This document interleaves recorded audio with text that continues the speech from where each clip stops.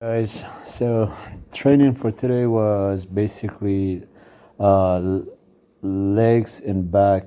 And what I start with weighted pull-ups, I start to go some weight with 45 pounds and then drop off to 35 pounds, trying to kind of challenge my body's upper body with heavy lifting. It helps me to get warm up. It's basically is my cardiovascular performance rather than running on a treadmill. I rather just do some pull-ups. Weighted pull-ups really helps me to warm up my upper core, and shoulders, tricep, biceps, everything engaging. So I recommend you pull-ups. Do perform pull-ups as much as possible. It's really good exercise. It gives you a nice tone and sculpted upper body. It will not do anything for your lower legs, but it does help you for V shape and V tapers. Yeah. So alternative weight, you can sometimes go from 45 pounds and then 35 pounds and then 25 pounds. And that basically shocking your upper body.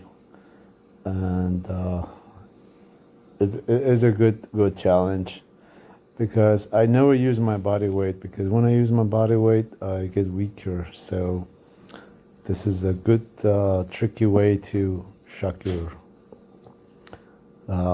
bodies and get stronger, and basically your grips get better. You probably build better grips.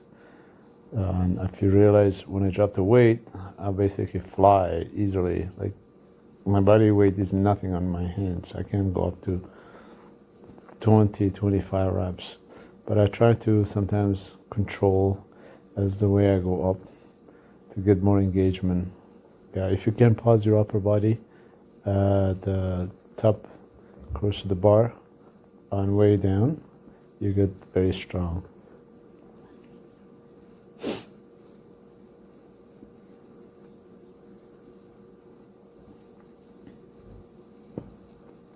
Also, another good thing about pull-ups, it helps you basically lean up your cores, your abdomens. Without doing any abs, you're gonna get a nice V shape, because your lower bodies and upper bodies kind of get separated on way up with weighted pull-ups. So you basically put a lot of tension on your obliques and your cores. So it's really a good way to lean up your abdomen without doing abs, to kind of get in wider shoulder and stronger. So we start to do front squat with free weight. I usually start from 25 pounds. I'm trying to do front squat with clean weight rather than just unrack it from the rack. This is basically helps you to get more stronger when you lift the weight from the floor and you clean it off the floor. And make sure when you're doing front squat, try to sit all the way down, because the good thing with the front squat, it doesn't put too much tension on your lower back. Your lower back remain very steady and safe, and you basically, your front cores, your quads, it's get more engagement rather than your lower back. And if you use a kind of snatch form, upload the weight above your clavicles, you probably have more strength.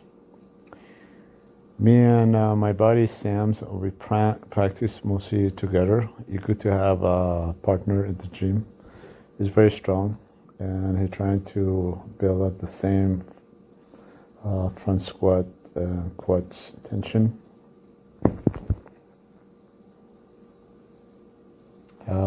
He usually go about 8 to 12 reps.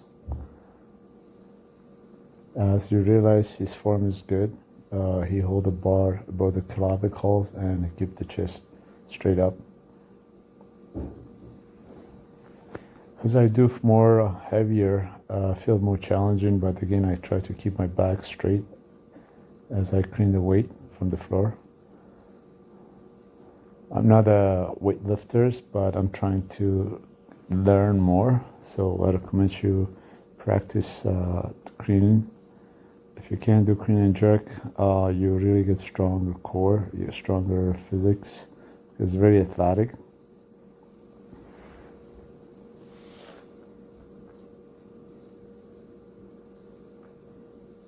Again, make sure add some weight that you can handle. Do not go heavy if you perform in front squat with clean form, because you have to be very cautious about your lower back when you clean the weight from the floor. And again, I recommend you always sit all the way down to crash. Now we head into the back squat. We try not to go heavy, but we're trying to have the simple squat by keep our lower back tight and get parallel to the knee and create that 90-degree angles. Front back squat, it's really mostly engage your glutes, and compared to front squat, you mostly engage your quads.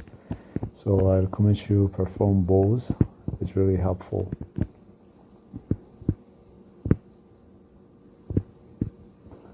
Again, on way down, make sure squeeze your front quads toward your toes, so you have a proper pass and straight form, rather than creating good morning. So the bar is going to be in the right pass all the way down. If you keep chest out and lock your scapula at the top, the bar will feel easier to manage.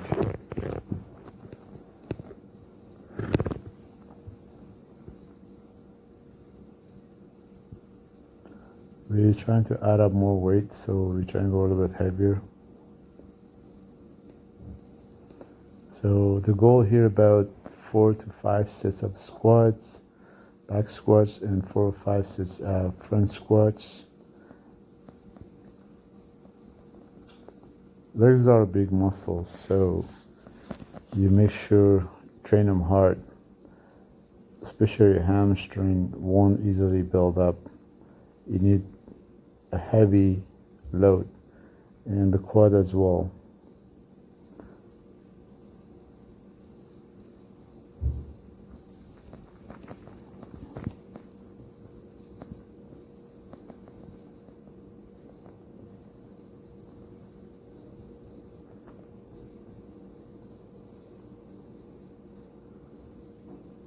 So we basically taking break about 30 seconds, or we just go back to back. We don't take too much break, so we're trying to get over with the training as soon as possible. There is no wasting time here. We're not focusing on anything else. We have no distraction. We're focusing on the forms and performance of the proper squat. Again, make sure the bar sit on your scapula bone and lock your scapula. Create that tight upper back. Sounds like a Christmas tree up there, but you have to make sure everything tight and solid.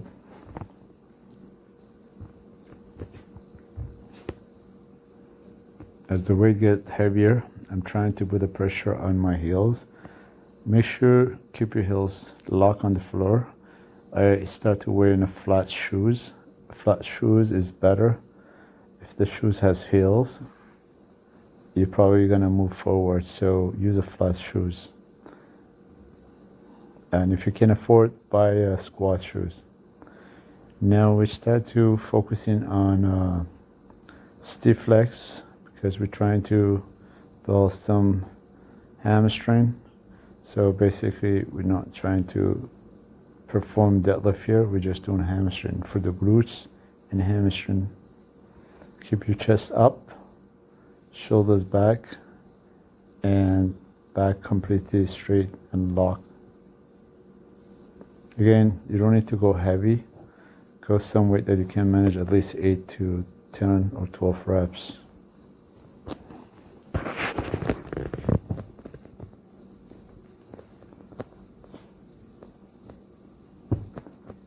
this point, when you get it heavier, we put some plate under our feet so get more tension by going more deeper, so we can pull our hamstring all the way to the ankles, so you get more muscle engagements in your glutes as well. At this point you feel sore, and you basically try to keep the chest up and shoulders back and glutes tight. This exercise is really amazing for your lower back and your hamstring, because we don't use a Smith machine here. We always use a free weight.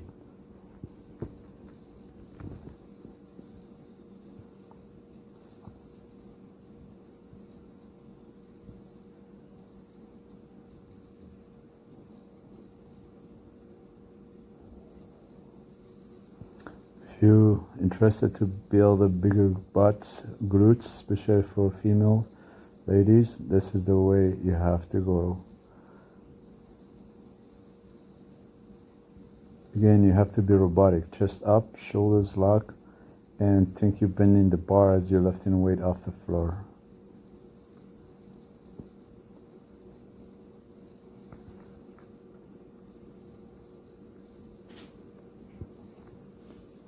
I usually perform this exercise about 4 sets.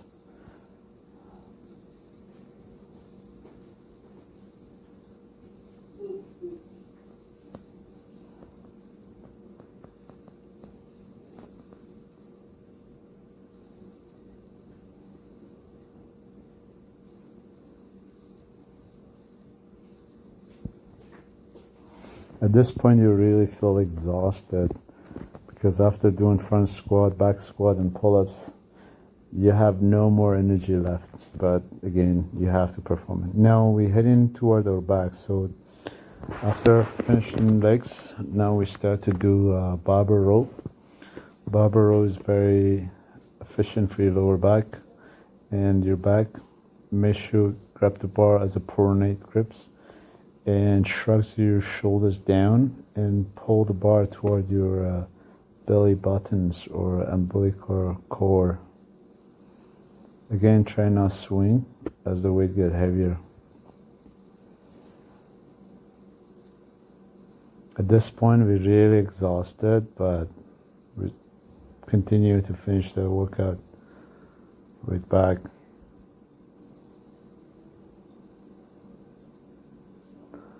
Again, make sure your hands completely locked and keep your lat tight and chest up.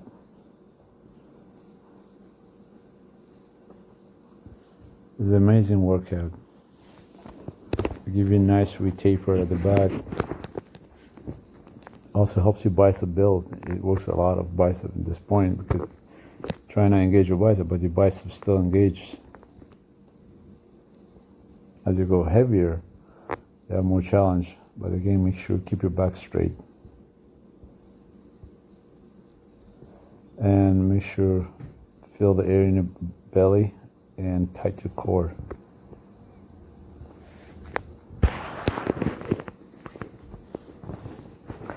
Next exercise is T rows. Usually try to go heavy here, because T rows helps you tax your upper back, especially around your scapula, so you get a lot of muscle engagement as you go heavier.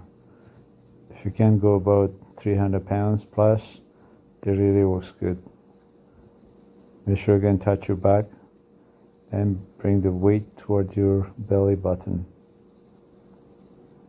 At this point I'm really exhausted. Thanks for watching.